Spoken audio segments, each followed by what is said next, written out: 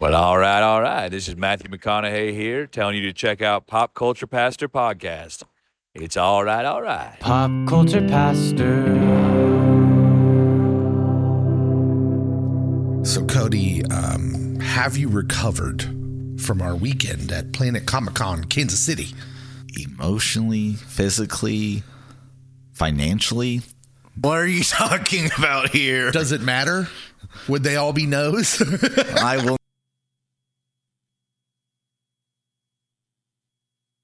Cover from Planet Comic-Con 2025. Upwards of 70,000 people. That's what they were expecting. It felt like it. Although, happy to say that things seem to move a lot better, especially in the celebrity area. There was no 6-hour waits. No. By me. Yeah, we have no fun story of just losing Cody for a day. He went to get his picture taken with the doctor. David Tennant. And I was back. it was so weird having you around this year. We had a lot of fun. We hopefully made a lot of new friends and got a lot of new people joining us here on hopefully on the pod. And if you're new to the pod, if this is the first time you're listening, you should follow us on the social medias. Especially on Facebook, we have a Facebook community group. It's called Pop Culture Podcast Community.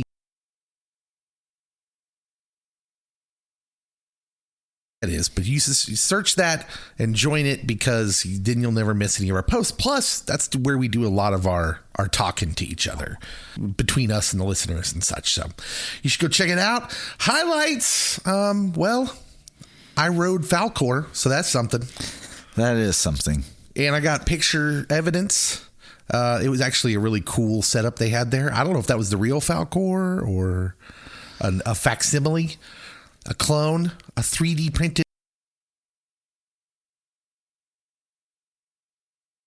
I like to think it was. I like to think it was too, but there's actually video and pictures, so you know that's going on.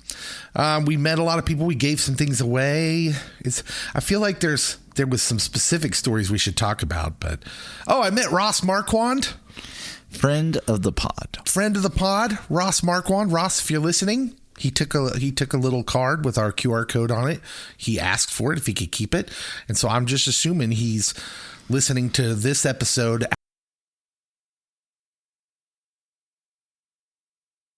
Got all 300 plus episodes in 7 days. And you may have heard a new opening to the show. Maybe you did, maybe you didn't. I don't know if we're going to have it ready in time. But if you did, and it sounded like Matthew McConaughey, and you thought, dang, Dave and Cody are moving up in the world. They got Matthew McConaughey on this. That's not Matthew McConaughey. It's actually our friend Ross Marquand from The Walking Dead. But we're still moving up in the world. We are. Because, like, Matthew McConaughey's cool and all.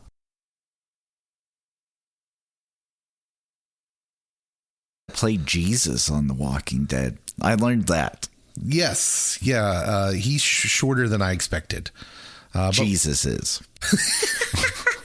Thanks. Not Ross. Thanks for clearing that up. And also clearing up, he means the guy that plays the character Jesus on The Walking Dead, not the actual Jesus.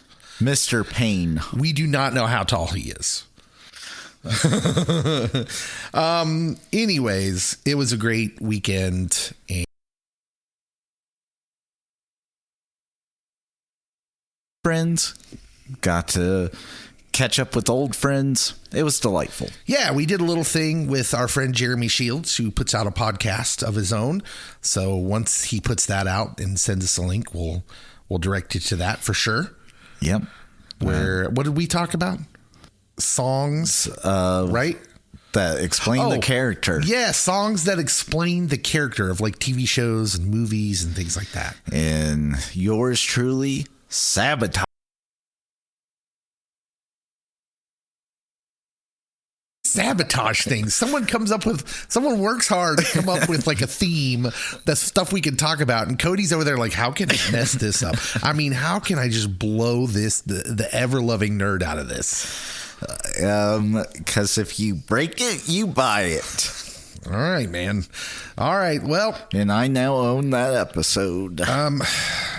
we should look at some news. Should we start off with Superman news? I mean, we might as well. We talk about Superman seemingly every week. Mine. So, first of all, take it with a grain of salt. Nothing spoilery here. This is just very broad information. But this is the first thing. They said the film wasn't a comedy, but does have funny moments, which is kind of what we heard from the last one. Yes. Because there was a worrisome one that we talked about a month ago, I think. And I had beef with those fascists. This one was interesting.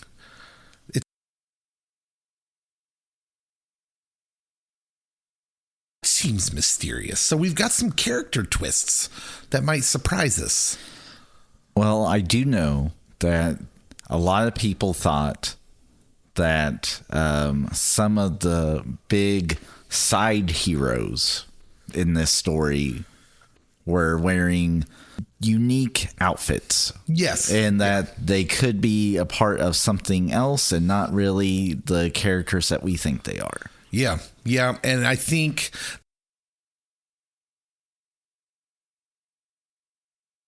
aching about how characters look. There's a reason they look so done up and fake. Looking at you, Nathan Fillion. In particular, Guy Gardner, because if you're trying to make someone look like Guy Gardner, he would wear a prosthetic nose. That was pretty obvious, wouldn't he? He would. And boy, if that's the case, I have some apologies to give. You do. Because I was not happy about the way he looked. The source also said, and James Gunn is one thing. It is creative. And so I have no qualms and no expectations going into this besides it's going to be good. yeah, most of the trailer scenes, this isn't going to be a shock either. Most of the trailer scenes are from early in the film. James Gunn did say that early on that most of this is from the first 15 to 20 minutes. Yeah. And the MCU, well known for doing that as well. Usually about the first 15 minutes to half an hour. You're not getting anything in the trailer beyond that.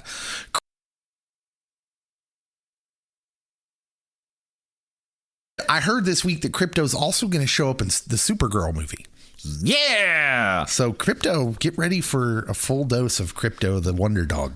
More dogs in superhero movies. That's what I'm hearing. And the report, this was the last thing, and I thought this was kind of cool.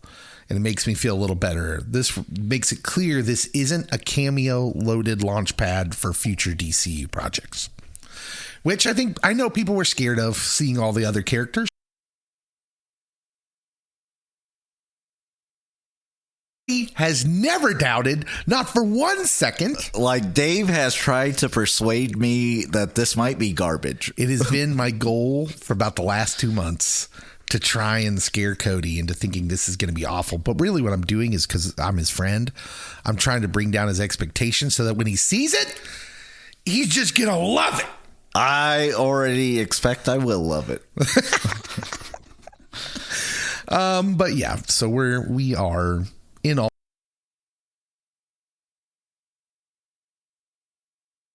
Our spring and summer schedule's taking shape. It is. Yeah. And it's going to be heavy superhero come summer. Yeah. So let's just stay right in the DC area of movies, of entertainment, because our friend Ben Affleck did an interview this week. Benjamin Affleck. Benjamin Harrison Affleck. I don't know if that's a name. Benjamin Franklin Affleck did an interview. Right.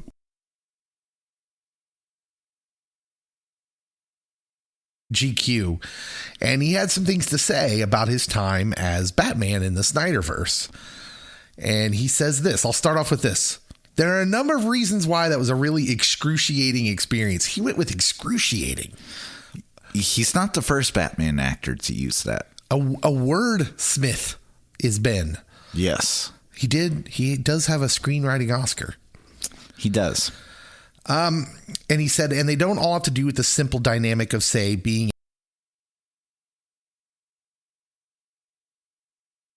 Again, not because of that bad experience, but just I've lost interest in what was of interest about it to me.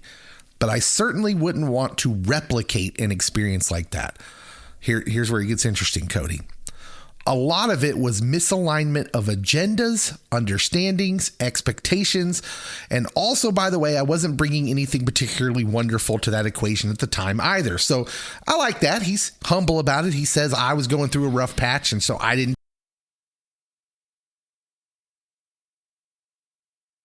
process and at that time, which that is the time where we get like the memes of Ben Affleck and like interviews.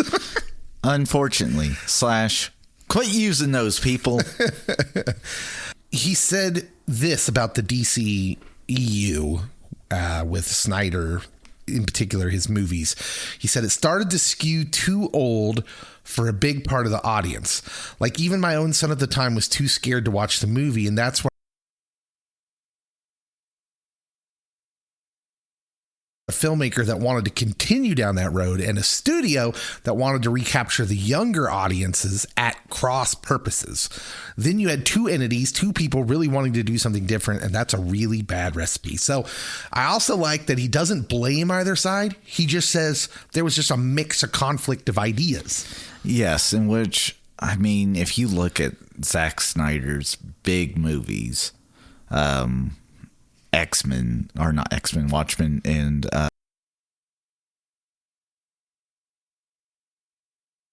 for a child audience, and it makes sense that that's the direction that he's going to take it. And I'm not saying that that's good or bad. It would be definitely unique because typically superhero movies do try to get that cross audience so that adults are entertained, but they can also sell children's toys because that's where the money is. And if you go like super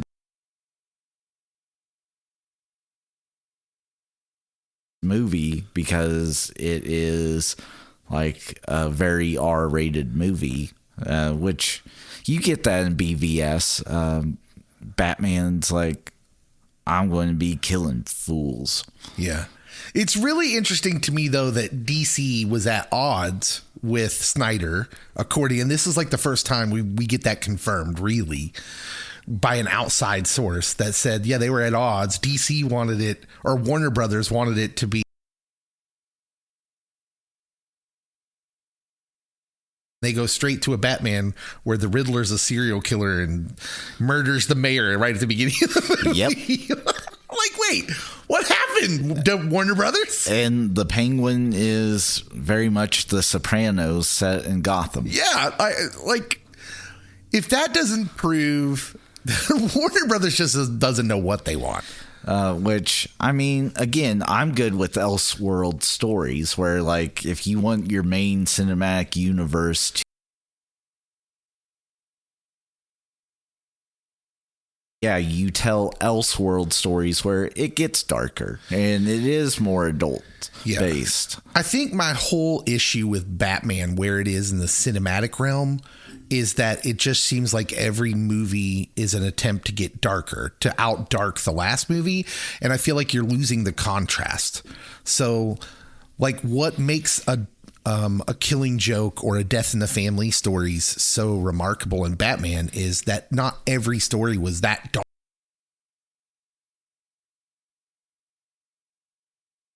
And like they were fun. And so I don't know. I just wish, but I understand there's, that's comic books where you have 1,000 issues and not movies are far less and you got to make them count. So I get that, but I don't know. I'm looking forward to Superman because frankly, it shouldn't be dark. I just want something a little lighter. Yes. And I'm going to go out on a limb and I'll call it here now.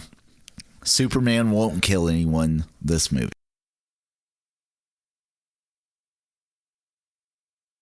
Plus news, Disney Plus is bringing something back, and I already know what you're going to say about this. Like, if I gave you 5 guesses that Disney Plus was going to bring back a popular TV show from the 90s, I don't think you would ever get to this one. But man, Cobra Kai's got everybody. They've got everybody scrounging now. Yes. And so I'll just tell you, according to Deadline. Please say it step by step.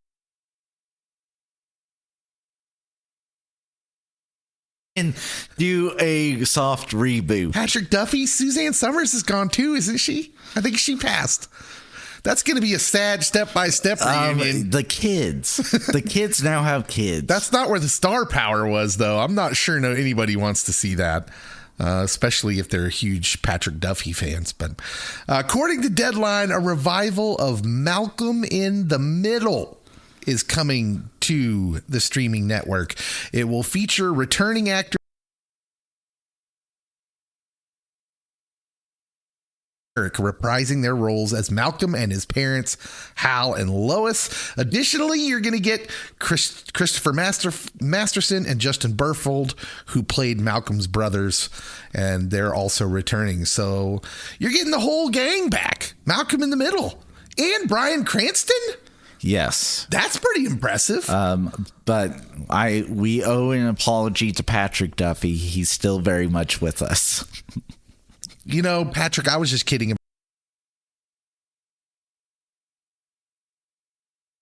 Just making sure everyone else knew. I was testing everybody. Is he really? How old is Patrick?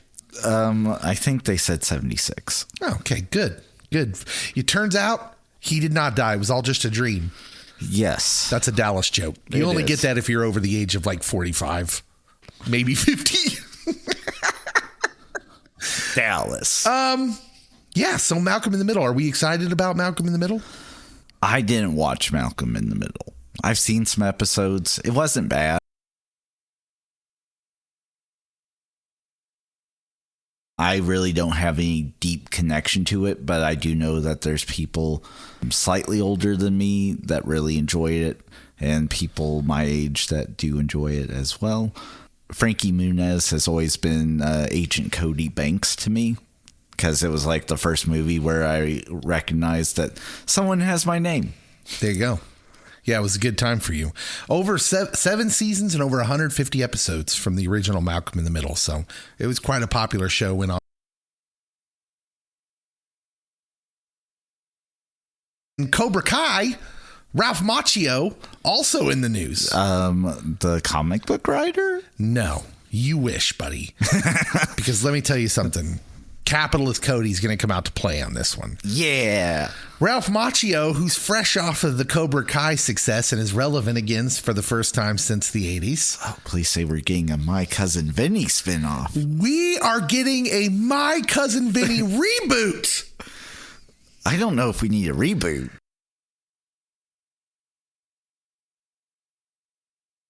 At Paley Fest on Saturday, referring to the classic 1992 comedy according to Entertainment Weekly. When asked if Joe Pesci would be involved, Macchio suggested he could FaceTime it in here. If on-set shooting. He's 82, you know. But apparently we might get a My Cousin Vinny reboot starring Ralph Macchio. I don't need that if Joe Pesci's not a big part.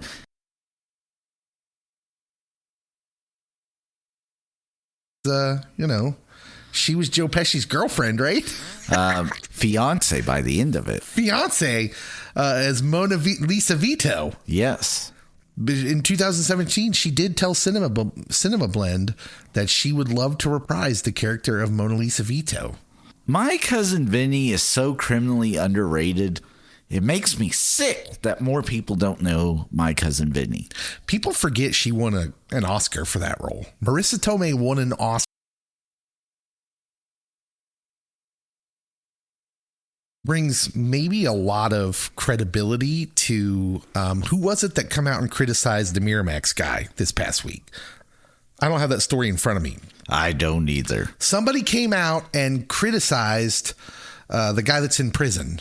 Oh, Harvey. Yeah, Harvey Weinstein, because he said that in the 90s when they were up and coming, they really turned the Oscars into like an indie kind of darling, there was a turn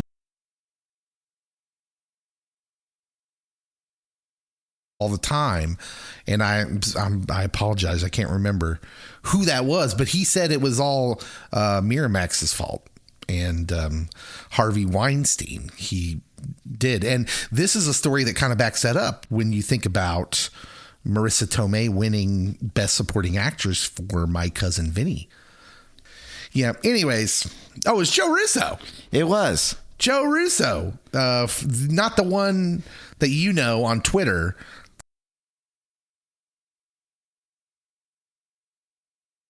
Vilified mainstream movies and kept blockbusters from winning major awards.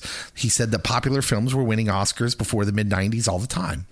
The other Joe Russo, the one that I do know, he said comparable things, but he said that like basically like both can be true. Like indie movies can be Oscar worthy.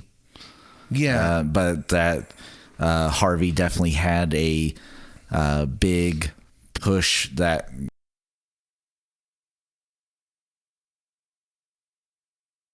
yeah. I mean, let's face it, the movie Rocky won Oscars. And so, I mean, that kind of movie wouldn't win today. I don't know. Oppenheimer won. I mean, I have often thought how much Oppenheimer resembles Rocky exactly. as a story. I mean, it's just so close. The underdog. So Rocky has something going on for it that most mainstream movies don't, though.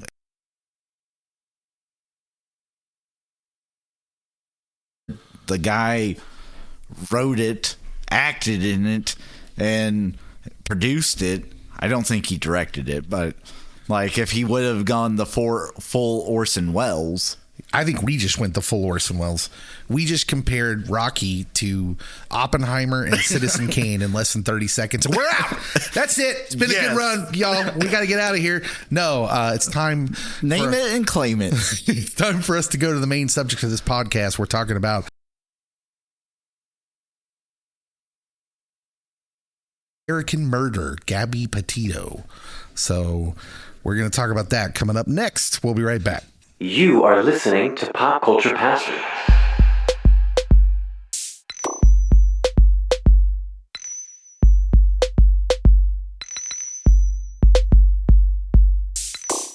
All right, we are back to discuss our documentary. This is a What's Up Doc episode. So other than, myself, Dave, it occurs to me I never introduced.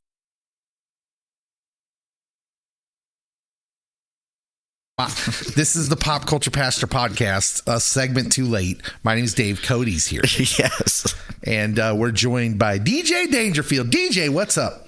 What's going on, man? Yeah, that was so understated. I was like, what's going on, Doc? Yes. DJ is our resident documentary geek and comes with a deep thought in these episodes. So that's why we like talking about. Can I just say that I'm blown away? Y'all even invite me on this show. Like I don't even know why y'all do this to yourselves.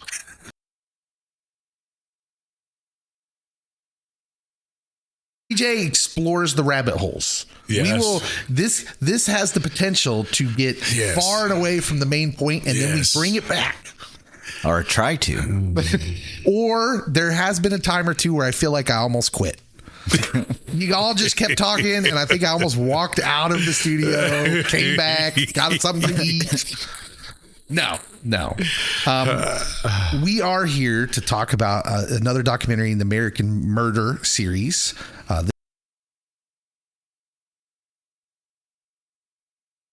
The story that kind of captivated the nation.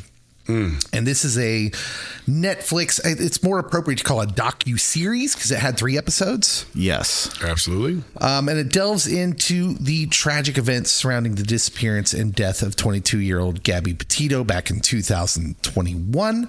The series provides an in-depth look at her life and her relationship with fiance Brian Laundrie. And if those names aren't ringing bells for you, 2021, Gabby Petito, Brian Laundrie embarked on a cross-country van trip across the United States, documenting their journey on social media platforms like Instagram and YouTube. She was an aspiring influencer. And their goal was to share this van life experience with their followers.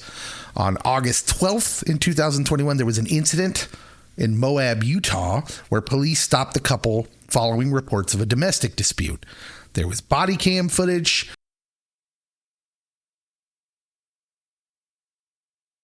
Tears, admitting to hitting Brian first, though she had visible marks on her face.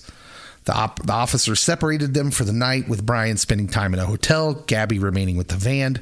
Then there is the disappearance, that kind of where the rest of us come in. It's during this disappearance where the parents of Gabby Petito really go on this mission to get her name and face out there. And I don't know exactly how long she had been missing. I can't remember since watching.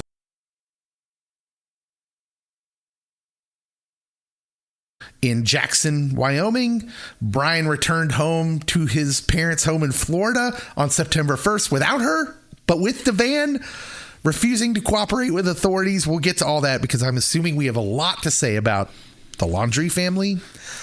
Gabby's family reported her missing on September 11th. Her remains were discovered on September 19th in Grand Teton National Forest, with the cause of death determined to be homicide by strangulation.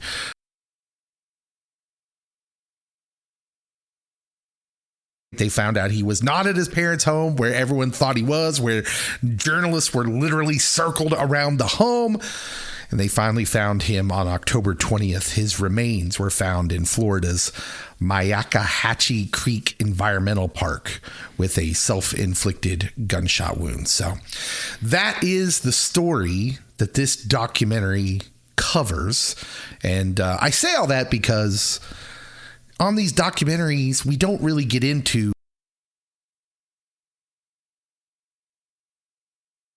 film per se. We're here to just talk about the subject matter. Sometimes you do review the film if it's not laid out well. Yes. Yeah. What'd you guys think of this one? So before we start into that, I do want to say something kind of lighthearted because this doc will get serious. Okay. Yeah, please do. It was weird that Gabby's parents, who were divorced, married people that looked exactly like the parent that they divorced. It was kind of confusing too. Yeah. Well, my bio parent and which one was the step parent? I mean, my mom married multiple Marks. So, my dad, Mark. My stepdad, Mark. I'm assuming if anything were ever to happen romantically for my mom again, it'd be with a Mark. Mark's a good name. But no, maybe that's a thing. I don't know. I will say, you talk about the documentary. We're not reviewing the documentary, but the other thing that I appreciated is they took their time. At least it was. Yes. I felt like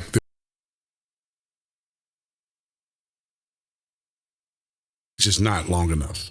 Yeah. I think this doc did a pretty good job in most areas. Like, I have some follow-up questions, but that's either because like I have thought too long about this, or it really wasn't crucial to the overall story. So yeah. Otherwise, I think that it's pretty solid. Yeah, the filmmakers are Julia Nason and Michael Gasparo. They worked closely with Gabby's family as point of view. There's interviews with parents, step-parents, friends, and the collaboration aimed to provide a comprehensive and personal perspective on Gabby's life. There was use of AI technology. That made people mad. I just saw that like a few days ago. Yeah, the family was for it because they felt like they wanted people to hear her voice as closely as they could so that it made it seem more real to them. I felt like it was weird. It gave me weird vibes. I don't know about you guys. Did you know it was AI when they were doing it? They did.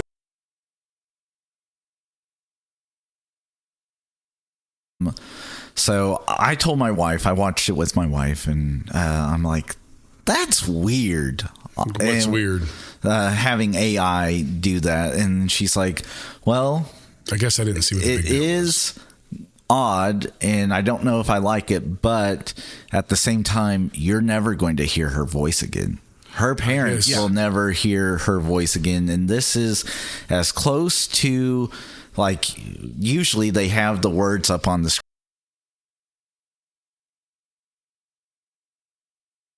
pretty close to what she sounded like reading her own words. Yeah, I didn't think it was weird. And so Leah took it as there was a deeper thing that, like, now this life has been silenced and no one's ever going to hear her words. Yeah, I didn't think it was weird. I thought it was kind of cool. I didn't think it was. Yeah, I mean, that is good perspective from her family's point of view. I could see that. I think I also have baggage with AI in general, just like some of the things.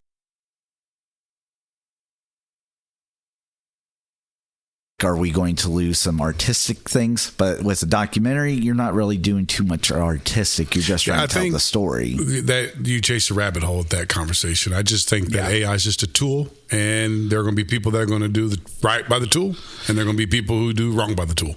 Yeah. And I think it's like any other tool, from money to guns to knives to hammers. Some people use a hammer to build, and I can take a hammer and slap you with it. It's a tool, and when you have the right people regulate it, and they got to get the regulation pieces figured out and all that.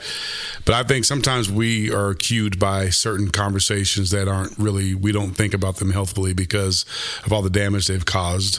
Yeah, and for sure. I don't think that was a.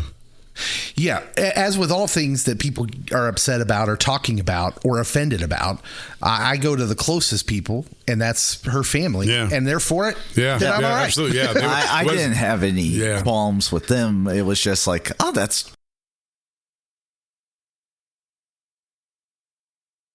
They were the ones that were behind it, wanted it. Yeah. They wanted it in there. I was like, okay. Yeah, because she's almost like coming back telling her own story. So I thought that was kind of a cool creative piece.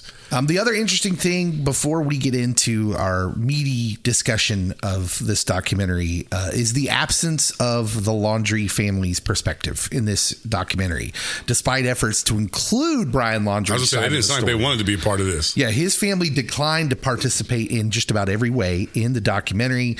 And as you might guess,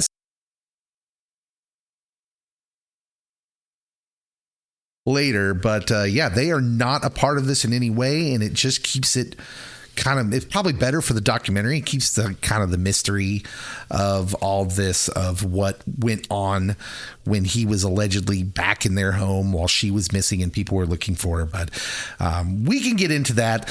I want to start off, DJ, with the complexities of modern relationships.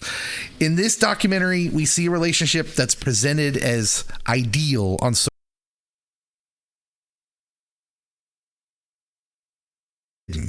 And I think the documentary, as we expect teachers and public officials to fix these relational problems. I mean, I'm amazed at the amount of people that don't understand the dilemma that the cops had when they arrived in that situation. And everybody's going at it with this bias because you know the story. But if you knew absolutely nothing, how you handled that would be very difficult. I have so much empathy.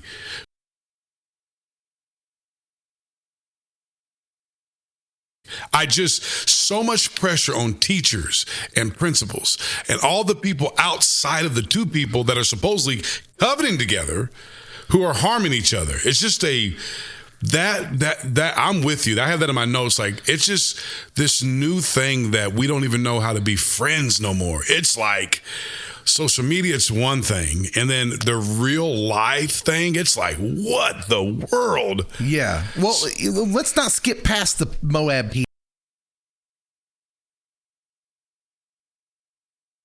Of the Moab PD, and I'm just like, what are they supposed to do? I didn't know that in the powwow that they had, and you can hear them going, I don't want this to be something, you know what I'm saying? I don't want to do. Like, I'm going to say something that is going to sound maybe offensive. Go ahead, DJ. To people who think that there's a victim and a perpetrator.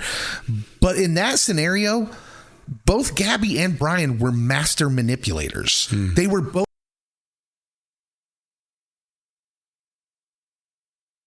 to project something that's not real. You have to be a very good actor or actress. And so in that moment, she is, because what are those police supposed to think? She's saying that she's corroborating his story. Yeah, she's corroborating his story. So that makes it very difficult. I'm going to disagree. Okay. With who? With Dave. Oh, uh-oh.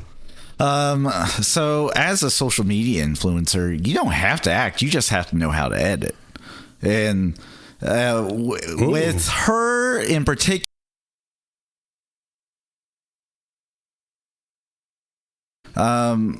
I mean, there's some Stockholm syndrome stuff going on here. Right. I know that could be the case. For a mental health expert, I get that. But what do you expect a public official to do based on evidence? No, that's all I'm saying. I do think that the evidence that was presented, what do you want the cops to do? I do think that the police did their very best, because literally she could have left. She could have left. He could have called his parents. There was opportunities for both to say,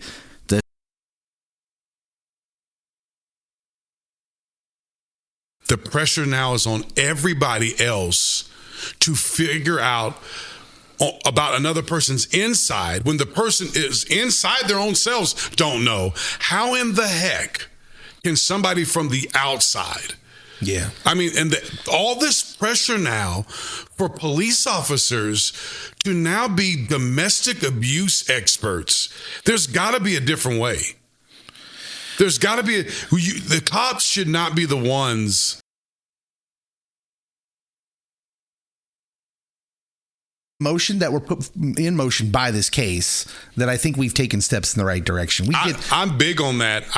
One of my biggest takeaways is police officers shouldn't be it almost like a DCF situation, not DCF, but almost like another department that we need to create off taxpayer money that will bring somebody else into the home that can think about this with the type of information that you have. I just don't think it's healthy to ask police.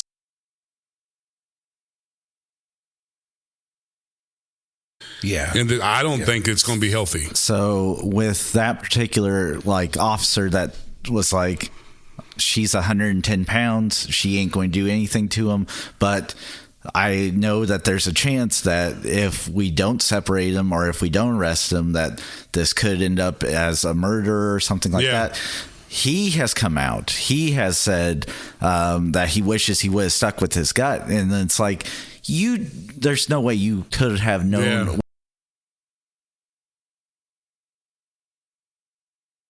Separate them. Yeah, they were separated, and literally you gave them the opportunities to go away from each other. That's right, and not reconnect. This danger in our culture now, where my responsibility as a public official is to try to keep you alive more than you want to keep yourself alive. This is not just a documentary. I'm just talking about in general. I think it's an unhealthy thing to ask of other people. Yeah. I think it goes against the spiritual components of humanity.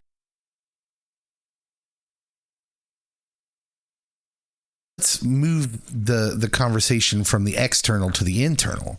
So you have two people who are in a relationship and they say it's about love, but from as I'm watching this, you really see they're really struggling for control. They're struggling for control of the relationship. She wants, he's only put them on the van trip because he was going to lose her. So he didn't want to go. Yeah, he did want to go. Yeah, he's a manipulator. That was a red flag. Yeah, he's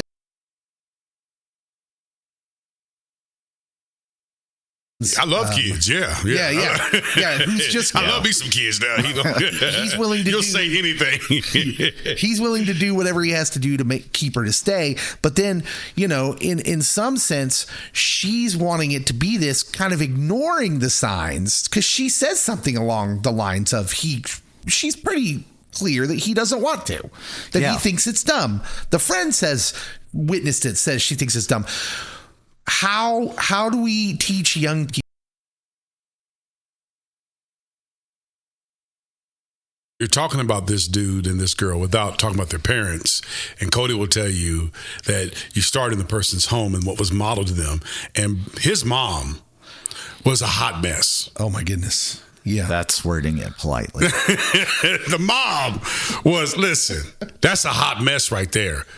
I mean, if his parents are healthy, there's a good chance they both are alive and thriving. Mm-hmm. If his parents are healthy and they can stay there and be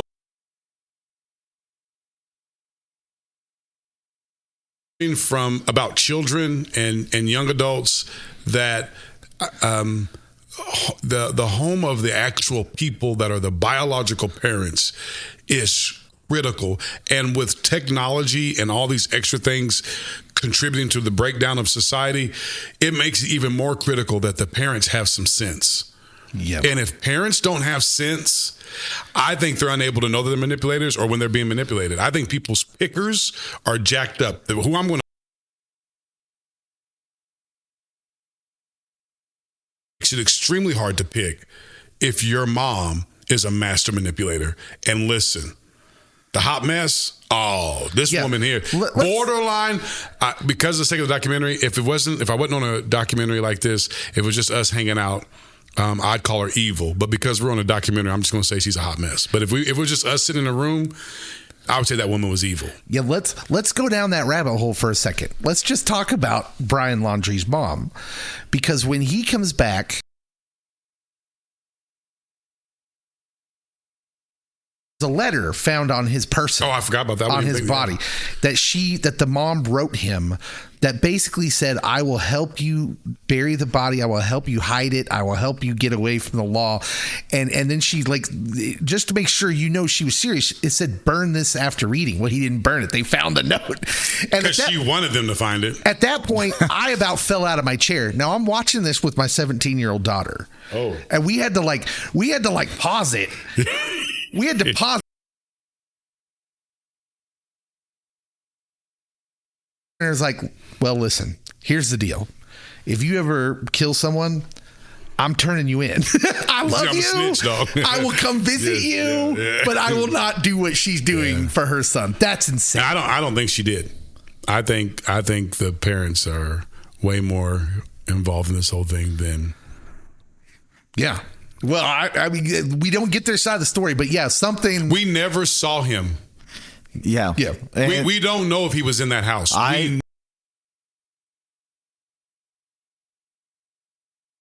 That he never came home. Yeah, I'm telling you, he didn't go home, y'all.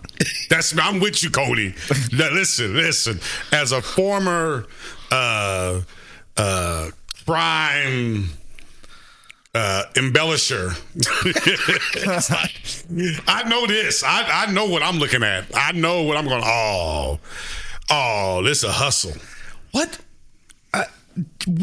How far would you go for your kids? Like, that's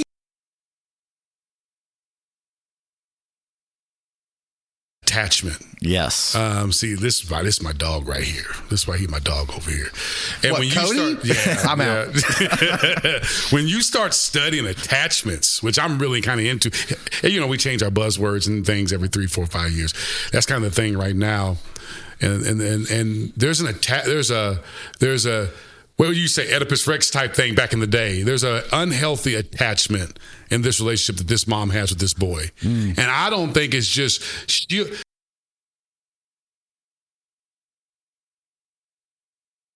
If she has to eliminate him, she will. Oh, okay. Yeah, I could see that. I mean, you see these... I can tell you case after case after case after case after case where moms have unhealthy attachments, and when their kids don't respond in a way that feeds their narcissistic, for another buzzword, tendencies, it's evil. They go straight Gemma. This is Gemma, dog. This is... I'll kill... Jax is mine. I'll kill that. Clay is gone. Clay is gone. This is Gemma, dog. We should have waited to put this pod out on Mother's Day. This is Gemma. I mean, I only know that because I read some of I never saw Sons of Anarchy as a pastor. I've only read some of the... Okay, well, let's... I'll claim it. I watched it. This is going off the rails. No, it's not. I'm just making my point. Like, there's case after case where moms have... And because...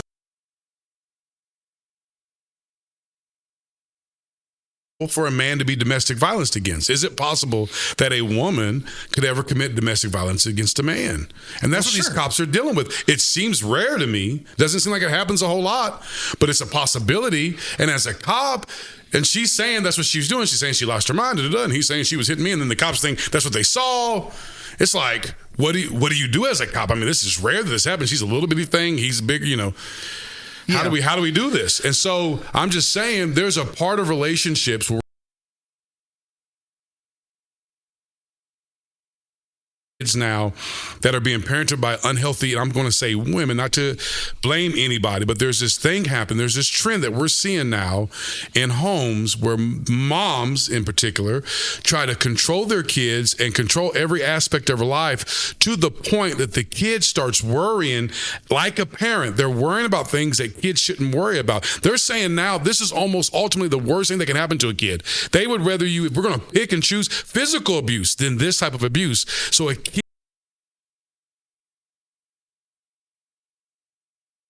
carrying the stress that mom is dumping on them to live the life that mom wants for them, to the point that they're sitting at a table and she's mad because nobody's commenting on her pie.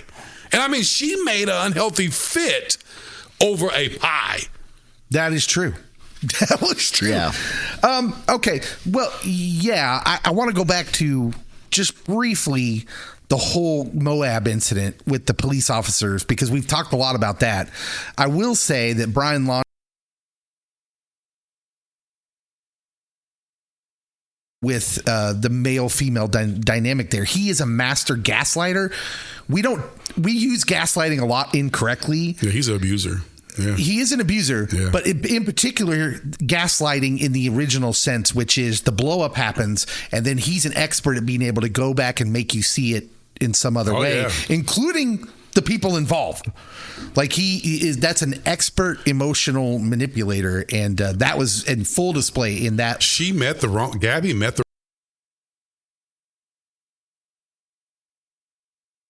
that. Ryan Wheeler, one time we were just talking, he's like, when you date somebody, when you marry somebody, Pastor Wheeler taught me this, I'll never forget it. You have to date within the family construct because you're marrying their family. And when he told me that has always stuck with me. And she hooked up with the wrong, you're not just going with a person, even if their family is not in their life, whoever they live with, that's their model home. Yeah. And I don't even care who the mentor is. When your back's against the wall. So whatever was modeled to you in your home, that's who you're marrying. So if you were raised by your grandpa and grandma, your spouse is marrying essentially your grandpa and your grandma. And she picked the wrong family. This happens all the time. And I'm not saying you judge the person you're with. I'm not saying they don't get healthy and get healing, but I'm just telling you, you're picking a family, not just a person. Yeah. Let's switch gears to talk about the social media part of this.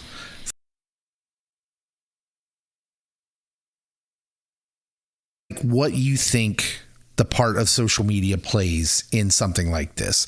Clearly, there's a perfect storm sort of aspect to all this with these two people in particular, and their families, like you just said. But what does Gabby Petito's and a lot of our young people, they're kind of grabbing on to this social media, this idea and this illusion of this happy and carefree relationship.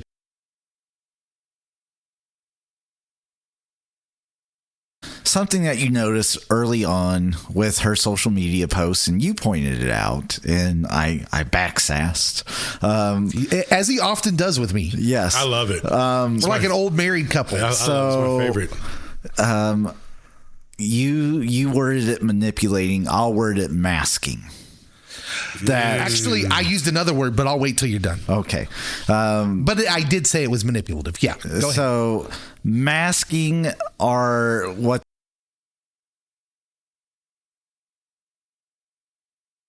But so I'm going through this autism course right now, so I'm viewing a lot of things through an autistic lens, but they talk about how it's really hard to diagnose females with autism because they mask better than their male counterparts.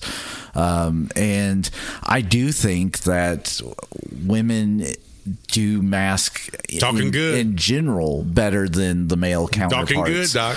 And so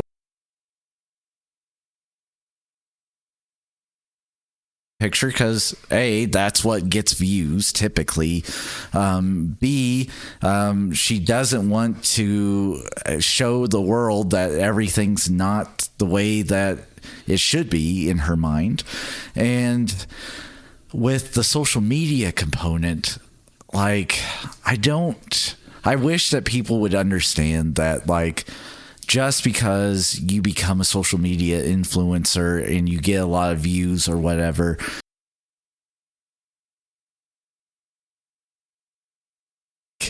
and it's very hard to do.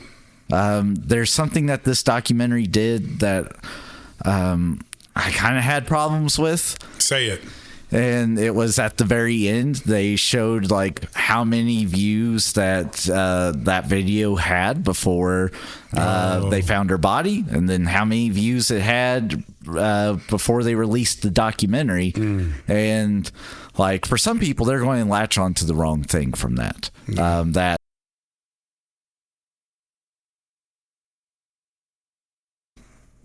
dramatic yeah. And may come to an end tragically short. I'm going to be lasting forever because people are going to latch on and watch it. And so some people might go down that dark rabbit hole. I think the creators of the doc were trying to say a different message, that maybe like being an influencer really isn't worth all these views, but that's me.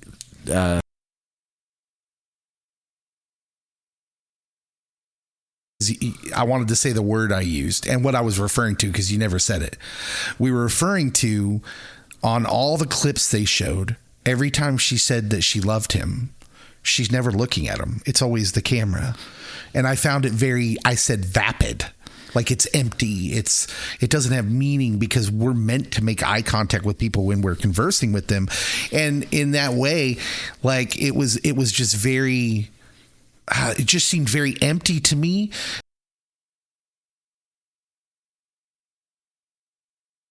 Age, they would probably say, well, that's just how you do that. That is how you do that. Absolutely. It doesn't translate to meaning. So that might be an age thing. But that's what I said there. And it never seemed real. It seemed like it was all a fantasy from my observation point. Anybody that you say something that is based on something that truthfully happened, or you told them how they make you feel, and because what you told them they did to you. So if I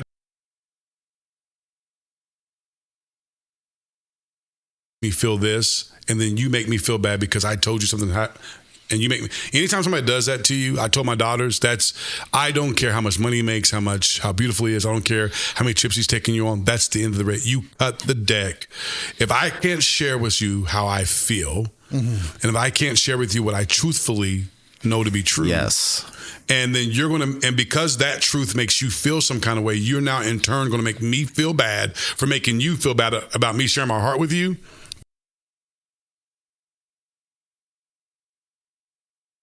That can't be fixed by this relationship. It has to be fixed by, and I don't want to turn this into a gospel thing, but it has to be fixed by the gospel. It has to be fixed by Christ. They have to turn to Christ and get that fixed before you can be in the relationship with that person. You do not, when somebody... that happens, that's not just a red flag. That's a red blanket that suffocates you. I've been doing this now. I'm going into year 26 in pastoring. I've not yet seen one relationship make it. Yeah, it's a defense mechanism from like a...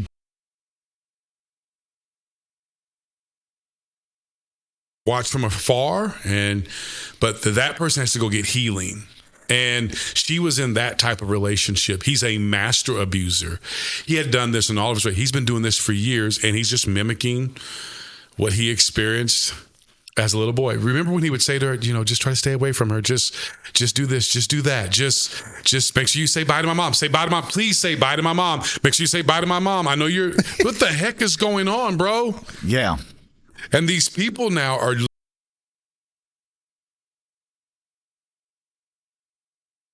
we're a soul tie with no covenant. There's no agreements. There's no promises, but we're a soul tie. So all of it's empty. Yeah. I mean, they're living together. I mean, I'm not trying to turn this into like I'm some Newt Gingrich up here that's all conservative and the family. I'm just saying, like, it turns out God is right when it comes to relationships. I'm not trying to be hokey dokey, but I don't know how to help you on this, solve it from some secular understanding standpoint. When you start sharing your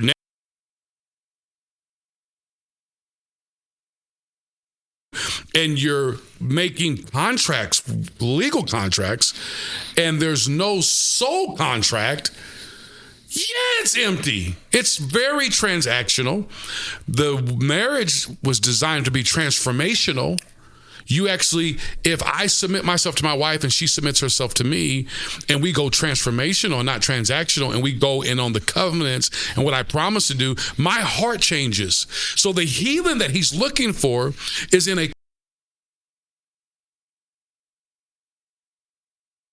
So this thing is dead from the start.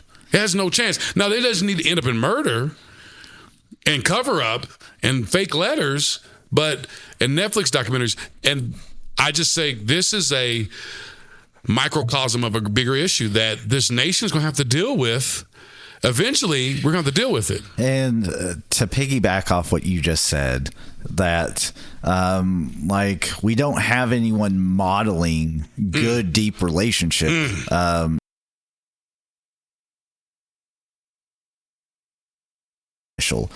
We connect over just Messenger or Instagram or X and Snapchat, and we're just sending messages back and forth, but we're not digging deep into who the person is, not trying to be helpful when they need help, not trying to do things together to strengthen the relationship. It's a very superficial mix for friendships. And so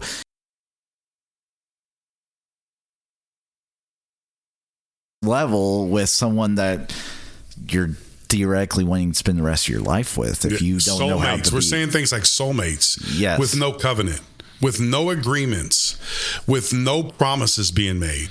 I think that the idea of soulmates is what leads to that, though. This idea that there's one perfect person out there for you, Dave, and that you're going to ride off into the sunset together. Dave, my rib. It leads you away from this idea of what love actually is. Absolutely. Of that loving someone.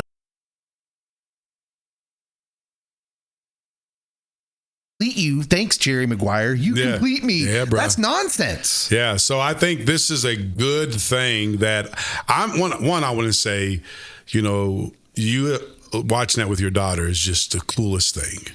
Oh, thank you. Those conversations give me goose pimples. Like, to be as a father, we're protectors in general by nature.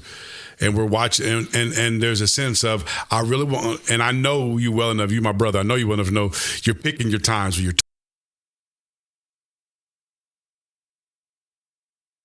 some things you kind of want to see what's in her heart. So I could see you watching this and looking at her trying to see are you seeing this? Are you watching this, Mrs. Rimbaud? Are you seeing this over here? And so I wish I could have been a fly on the wall, but I just want to say thank you for doing that, because I feel like this is an epic time for young women in just regards to there's lies in the culture, right? There's lies in the culture about femininity. There's just lies there that are in the culture. And then there's this beautiful thing that God wants.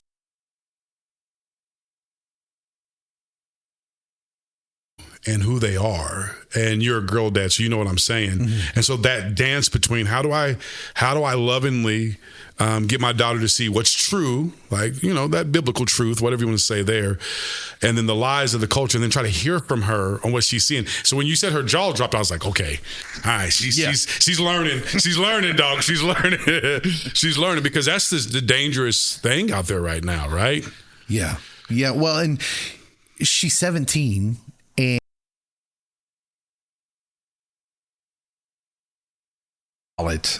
She, there, there's boys out there she likes, and I was thrilled when she wanted to watch it with me, because honestly, I want her to see what exists out there. Yeah, there is brokenness in people that leads them to just be hard to love.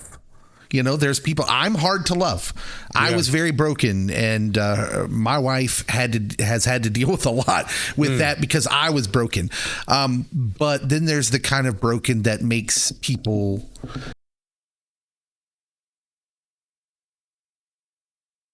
doesn't make me better than Brian Laundrie. We're both broken, but the level of brokenness, I wanted her to see that, because one of the things that this documentary gets into and does a good job of painting is that Gabby is someone who wants to fix people. And the problem with that is she's not the fixer. Now, caring about someone and loving someone means I'm going to care about you as much as I humanly can, and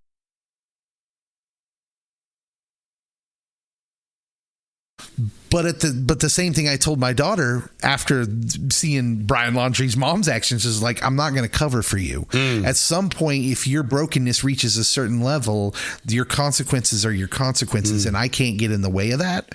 And so I wanted her to see that. I wanted to see, like, pick your people well. The people you're going to spend your life with, like, hey, that's a big deal. As a follower of Jesus, I'm called to love everybody and see their value.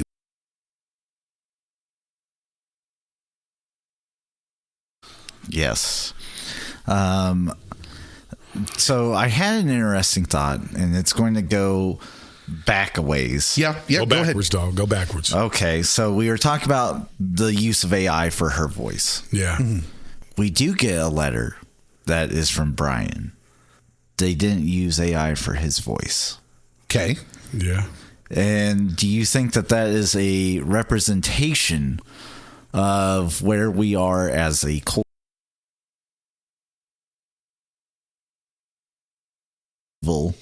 They should not have a voice at all. Wow, man. Dang, Cody. Hold on now. Hold on. Well, so you think it was intentional?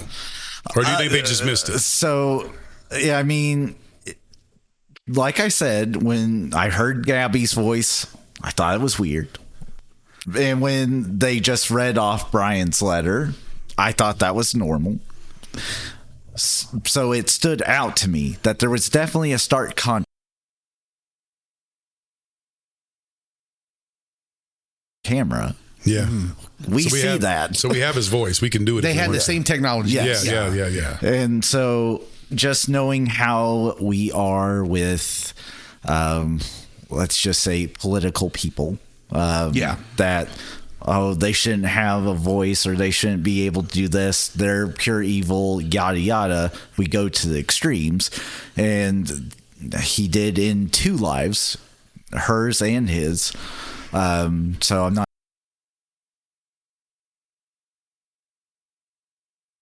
I'm not gonna discount that, because our culture does have an obsession, an over obsessive ideal in place where we're going to label good and evil. We're obsessed with sectioning people off into good and evil and really nothing in between. And usually it's based on our own righteousness. Like, anyone that agrees with me is good. Everyone that disagrees with me is evil, especially when it comes to worldview. So we have an obsession with that. And so I'm not going to say that that's completely off the table, because that could have been a choice. Did say that the family, that was the family's idea. Like, they kind of ran with that. And so maybe that the Laundrie's not taking part. Maybe they would have if the Laundrie's take part. But again, we're going to, people are going to watch that documentary and just label the Laundrie's as evil because they don't speak up. They don't let their voice be heard. They don't explain their actions in any way, which... No, you can't go into my house. Yeah, from the outside, look pretty...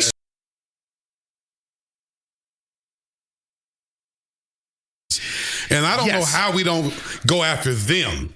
That was a hot mess. What do you want me to do? I'm like, hold on, bro. They're clearly telling you there's something going on here. And so, that conversation, I got frustrated during that conversation. Yeah. Yes, especially since there's a van in the driveway that belongs to a young lady that's not there. And it's missing. That was weird. That seemed like probable cause. Absolutely. Like you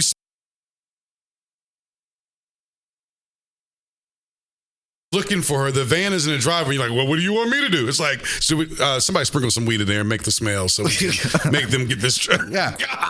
You got an old dude strong arming you who looked like he could barely swing a golf club. Yeah. And the cops are like, okay, nothing to see here. Ship shape. Let's go. Whoa, what? That was weird. That whole scene was weird, bro. 17-year-old me who get pulled over with a taillight out. It's like, oh, what the? That's not probable cause. You're in the Gambino family. You got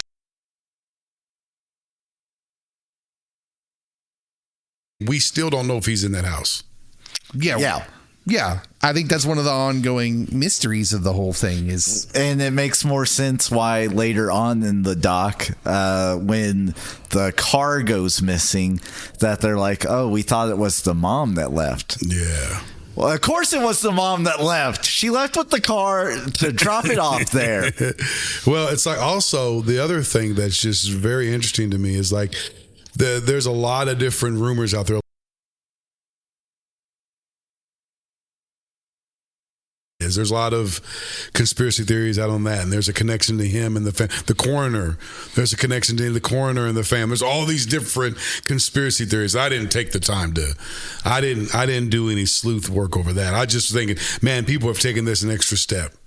Yeah, there was a weird text exchange shared between Brian Laundrie's mother and his daughter at the end of the talk where they're kind of joking around about the media. Yep.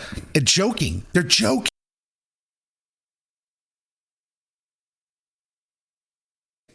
By all accounts, they're probably aware that their son is gone.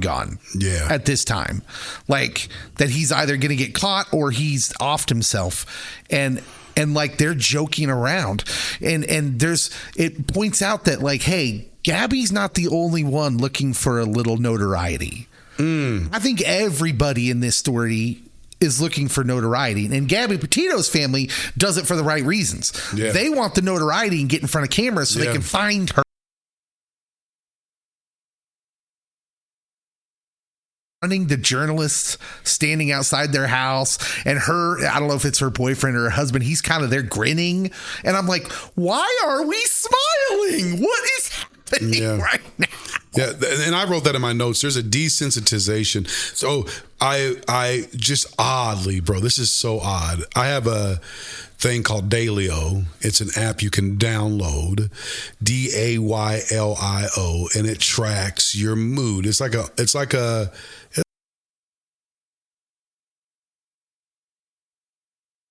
lot, and you can send me a report on your mood and the things that you've done, and you can track, did you drink water and how much water you can track your diet. It's a cool little app, okay? And there's a free version and a cost version.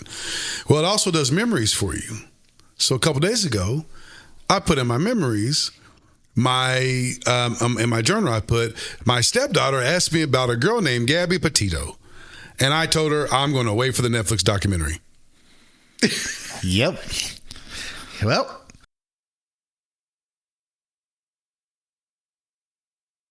it's on all over TV, and I put that in my notes, and I even put a couple news article links in there and about the girl, and I was like, I'm just going to wait for the Netflix documentary. yeah. Bro, that's freaky. And I just was like, how desensitized have I come to something like this?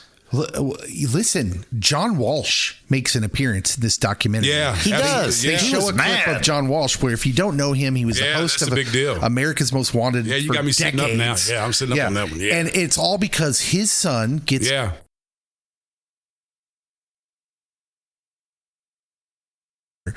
and back then that was so shocking to everyone. I can remember they made it into a made-for-TV movie called Adam. That was his son's name. My mom made me watch it. That was like must-watch television. But everybody was aware of it, and it was a big deal. And understand that was before we were aware of all the things because of social media. So like the contrast of that time with a guy like with a guy like Walsh, and now to this time where we say, hey, I'm not going to read it. I'll just wait for the documentary. And I think that's part of not only social media, but the 24-hour news cycle. Yeah, there's some to that, yeah. But is that bad for us? Yes. Yeah. I can remember kind of having that sort of moment. I think it was during the George W. Bush Iraq War. That like after Afghanistan and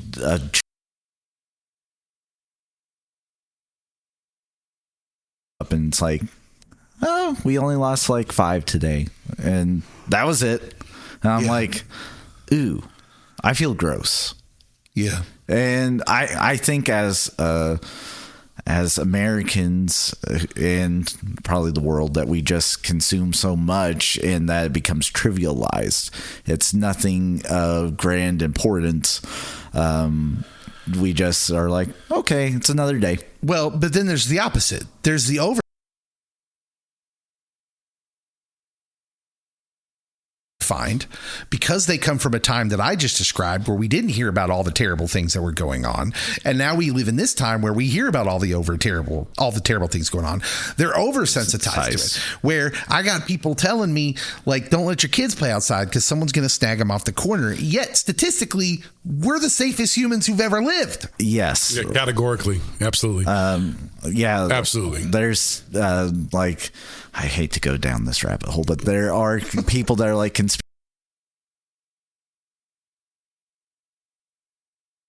the United States are being trafficked right at this moment. And I'm like, there's not even 7 billion kids on the planet right now. Yeah.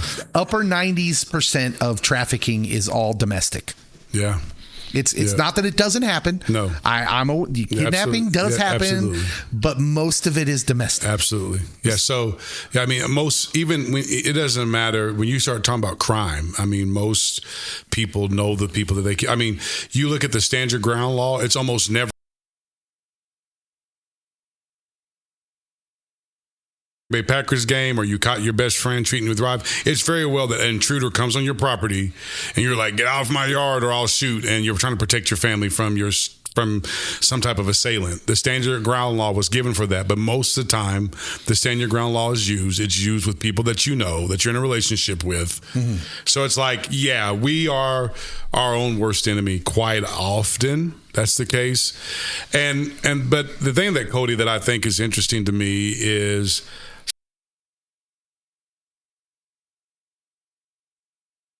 look at the amount of relationship dynamics where you have a generation that believes that there's a soulmate out there that's going to make my life perfect, and you match that to couples above us who have some of the worst marriages ever seen, but they don't divorce. They stay together, and the dad's just like demoralized by the mom, or vice versa. What role do you think that plays in the fact they're searching for? They believe that there's a soulmate out there because they've watched their parents live this unhappy thing, but they're still together, right? This couple stays together, but it ain't pretty, right? What role do you think that plays in some of the decisions that these kids are making? I mean, that definitely has been a thing. And I can remember back in high school, like Outcast during Hey Ya. Thank God for mom and dad for sticking together because we don't know how. Yeah. And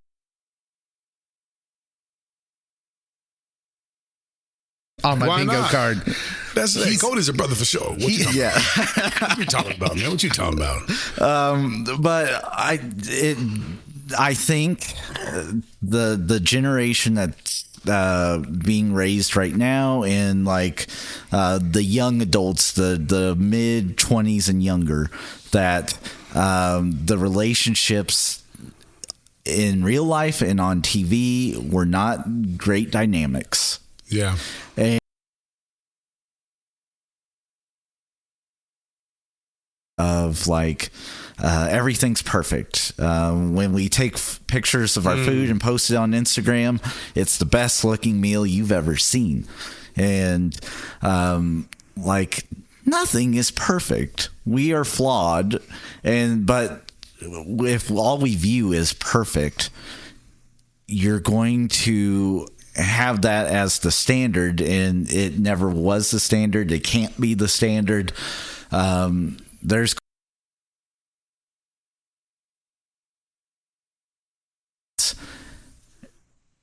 and we don't know how to deal with it. And what's interesting is when people get in a relationship like this where they're being abused, like Gabby was, she doesn't reach out to her parents. She reached out to her ex. Yes. That was really interesting. And that I'm like, oh, that is so Gen Z thing. She is asking for help. And it's amazing. They know Gen Z knows a lot of 4-letter words, but they for help without asking for help. And he doesn't know what to do with it. Yeah, he had no idea. It's a year later. You know what I mean? Having it from a year. I'm watching your videos. It looks like you're happy. Yep. Now you're saying that you're kind of hinting at you're trying to create a plan to leave him. You know what I mean? It's like he didn't know what to do with that information. I felt so bad for him because Yeah. you could see the he was hurt. shame. Yeah, man. He felt Yeah. ashamed that he Yeah. should have known something. And Yeah. like, how? How are you going to know? Yeah, I know. It's like, wow. I think like love them to come get them. Nobody can love you like I love you. And to reach out to an ex from a year ago instead of just telling me, they didn't even know about the 911 call. Her parents didn't. Yeah. She never told her parents. They didn't know about that till the documentary people showed her the cop footage.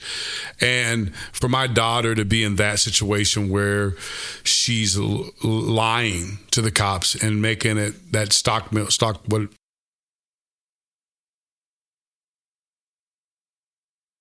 he's good, I messed up, and you as a parent know. And it's not just a bias. You know that that's not your kid. And you would have gave anything for your kid to say, hey, just come get me. And we're in a car, and we're driving 12 hours away, and we're coming to get you. Yep. And that just breaks my heart that this generation, and I couldn't pick up anything on her parents to make her to think that they were not able to handle that situation. You know what I'm saying? You can pick up a vibe from some parents. Like, oh, I can't believe you, how dare you type thing. That's not what's going on there. They seemed to be somewhat understanding parents. And there's something about this next generation that I know that when we got into trouble, we would go to a peer first. It's on steroids. And they're doing even a lot of peer-based training now because kids will know about a person wanting to commit suicide or wanting to do something silly before any adult does. And so now they're trying to get kids in the room and have this discussion and train them and how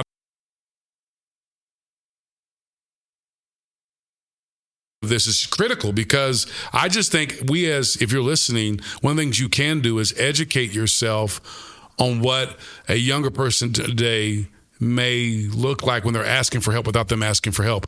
You really have to be okay with going a little bit outside of your boundary even sometimes and just asking the question, are you okay? Can I do something for you? Where are you at? Type thing. Because they don't know how to come out and say, I need help. Yeah. Let's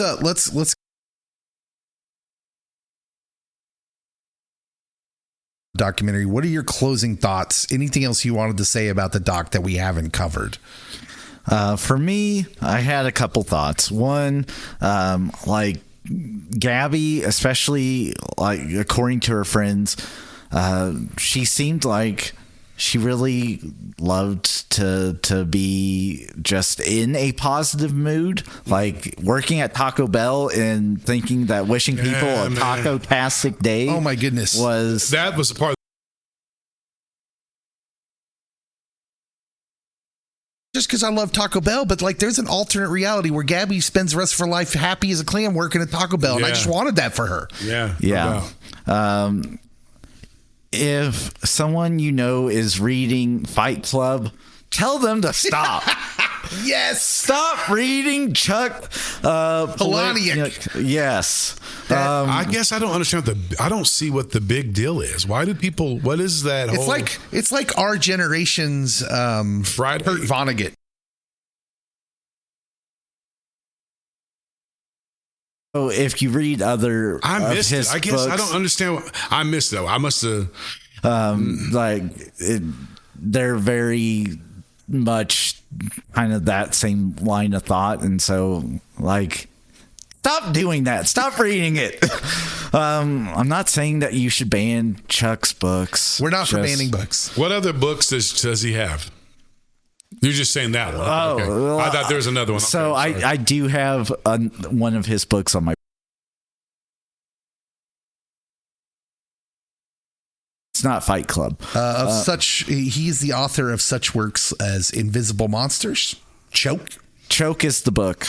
Snuff. Oh. Yeah. So, yeah. Snuff. There we go. Yep.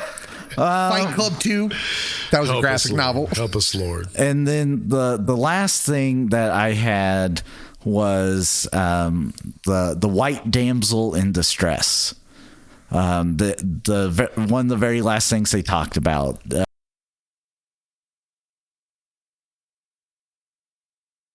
Their stories on the news at a significantly higher rate than people of color, and the family, instead of being like, "How dare you," tried to. It kind of started off that way. Yeah, They it actually did. admitted, yeah. Well, the documentary themselves tries to trick you because they just show you the clip of the young African American lady on like a news show, like CNN or something, and she just launches into it, and I'm like, "What's happening here?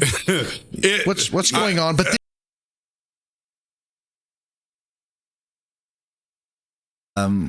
instead of just immediately responding, because their knee-jerk reaction would have been like, "How dare you?" well, you're emotional, yeah, sure. Yeah. But they do more research. They do reading into it, and they're like, "Oh, That's a novel idea. this is actually a thing." Yeah. And we don't want anyone to experience what we've gone through, and so we want everyone to have the opportunity to have their loved one shared, so that way maybe there's a different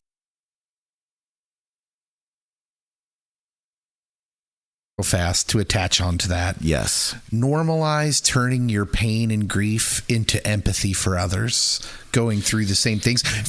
Pain is so isolating that I thought what they did with that, especially that understanding, like getting past the defensive knee-jerk reaction of it and then moving into, okay, I'm going to read about this, and then turning that into action towards and empathy towards that the lady was right on the news.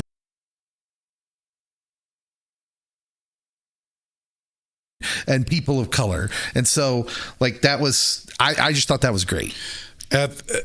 I didn't go to seminary. Duh. Doesn't take very many sermons to figure that out. I didn't finish my college degree. Duh. It doesn't take many podcasts to figure that out.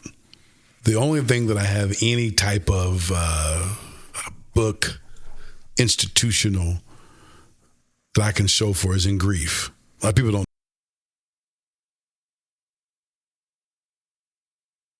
The whole piece to grief is it's probably my favorite subject to discuss. And in my job, I've been able to sit across from people. And I used to want to know, full disclosure, when I first started pastoring, I wanted to be a person that preached in front of at Passion Conference. I wanted to speak in front of 40,000, 50,000 people. I wanted to be known as a great speaker. I thought that was the highest.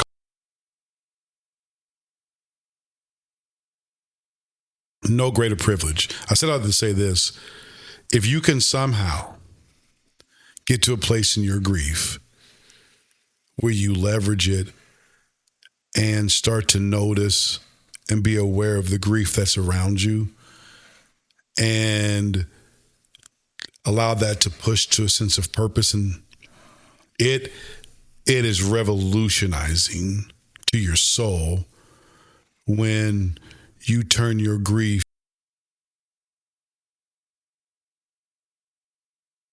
people in your loss.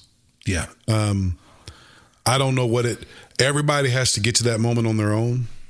You don't get to say when a person, I don't know how long it took for her parents to do that, but that to me, because I'm not going to lie, when they did the whole brown skin thing, I was like, yes, here we go. Every single time. I did too. That was my initial response. And I'm African American. I went, oh gosh, here we go. Somehow we done take this girl's story. And problem. Mm-hmm. Yeah. To see them do that, that's where, if there's a such thing as victory in grief, if there's a such thing as that, if there's a such thing as something being a temporary affliction, as Paul describes it, that is a beautiful thing. And we have several people in our own community that have taken tragedies like that and turned them into a type of mission to.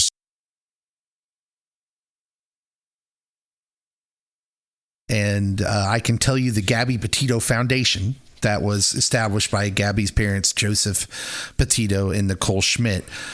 These are their 5 tentpole items, their fundamentals. Yeah. Advocacy for all missing persons, especially those in vulnerable situations. Education on domestic violence, as we talked about, that's tough. We need that so bad. Yeah. I want to get about as pastors and sit in a room, and then I brag about people going to my church, and then you brag about people. Why aren't we getting pastors together and doing that type of training? I don't know. Support for families of missing persons. They aim to provide financial, logistical, and emotional support to the families of missing persons. Partnerships with law enforcement. Says the foundation works closely with law enforcement to improve the systems in place for handling missing person cases. That goes back to they're not even trained.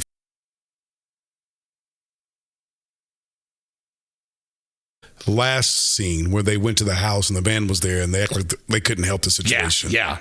And finally, raising awareness and providing resources. They work to raise awareness about the importance of protecting and advocating for those in abusive relationships. They provide resources on how to help those experiencing domestic violence and what steps to take if someone is missing or in danger. I had one thing I wanted to wait till the end to talk about. So let me tell you the one takeaway I have is Okay, this hit very close to home to me.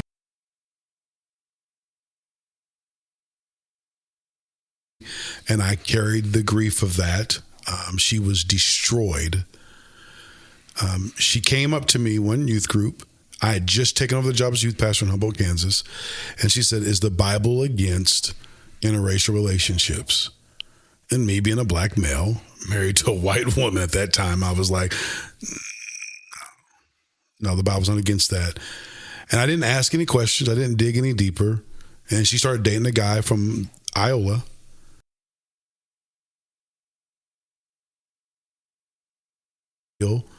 And moved to Kansas City with this guy. One day I was locked here in the fire escape when I did the fundraising, and she called me because she wanted out. And I snuck out in the middle of the night when nobody knew it. Nobody knows this. Nobody knows this. Yeah, because you were locked in. I was locked in. You were doing that kind of fundraising. I drove up to Kansas City in the middle of the night, 11 in the evening, got her out of the house, moved her back to her parents, and she went back. We got her number changed, everything.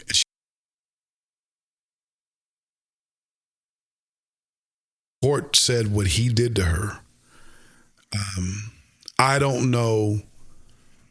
You talk about good and bad and labeling evil. I don't know how anybody with any good in them, if I told you, I can't say it. That's how brutal of a murder it was. Mm-hmm. They couldn't even put it in the paper what he did to her. That's how brutal. He did things to her that no human being does to another human being, period.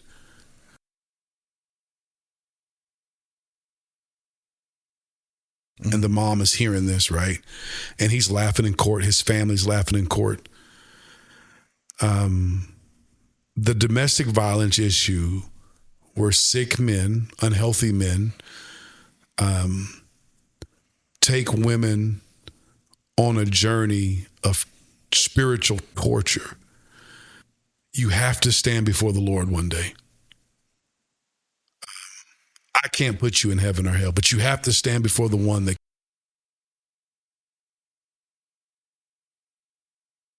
is beautiful for us as believers, and we believe it and we can't prove it. It's what makes our faith so awesome. The Catholic Church calls it a mystery. They did that. The Catholic Church actually talks about the virgin birth way better than we Protestants quite often do. And the idea of the woman and the kids being propped up as something beautiful, something special, the woman and the kid. Mm-hmm. And I'm just saying this is the podcast. I don't have to ever come back. But our country's in trouble because of what we've done to the woman.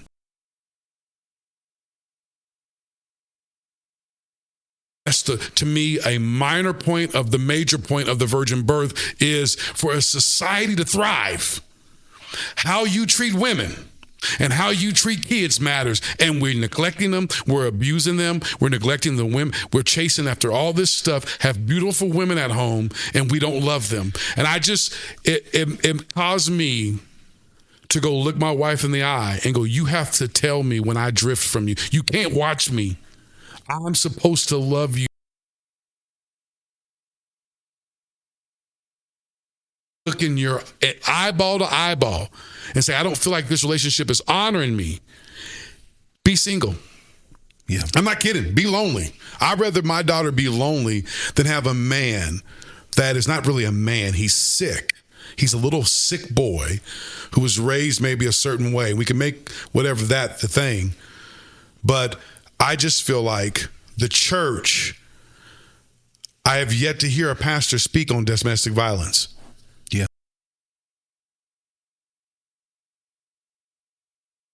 That there are people listening to this, you might not all be followers of Jesus. You might not be Christians. That's like what I'm trying to. This is Pop Culture Pastor. We're pastors. Yeah. But I do want to point out, whether you're a believer or not, man. there is no arguing that historically the equality of women and children starts and ends with the Christian church. Absolutely. In human history. Absolutely. Because in the ancient world, it was only men. Men are the only one that had value. And we ain't saying nothing right now. That's where, as a pastor, my conviction is, we're not, because of the feminist movement in our,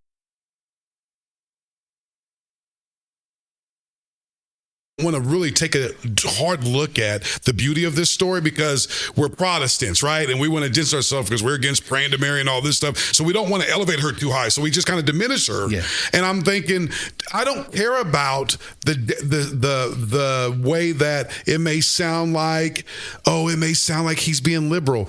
No. And that's what Cody's leading off with from the very beginning of this broadcast. It's like, no, this young girl was masterfully manipulated.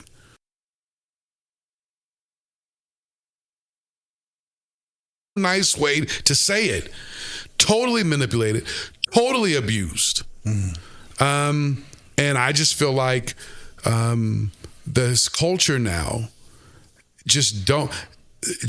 we don't care about women, and we're neglecting kids and abusing kids at an all-time high.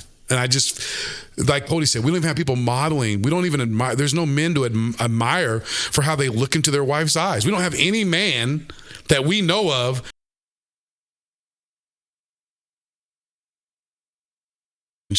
But we don't have anybody doing that. Mm-hmm. It's all just chasing the bag. So yeah. I think the documentary for me is taking stock. I have an awesome woman. And I've been through, you know it, Dave. You know how I've been through. This brother been through it. This brother been through it now. Yeah. And you got to honor that woman. We got to take care of these babies, dog. We got to take care of these kids. And if you have anybody in your family neglecting their kids, you got to grow something and say something. Yep.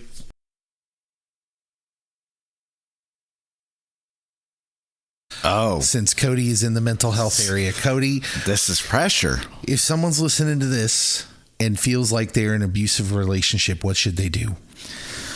Well, there are several things that you can do. One is, if you have good supports out there, get in contact with those good supports, whether it is family or close friends that can help you get out. Seek counseling. Talk to